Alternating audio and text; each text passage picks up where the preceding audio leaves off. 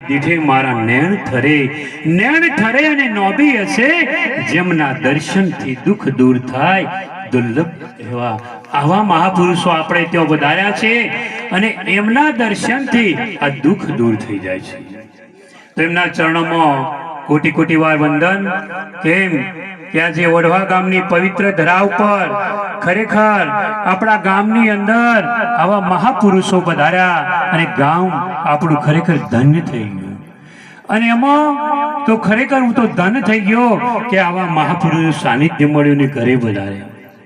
કે સંતોના ચરણોની કદાચ રજ મળી જાય ને તો આ જીવન ધન બની જાય છે.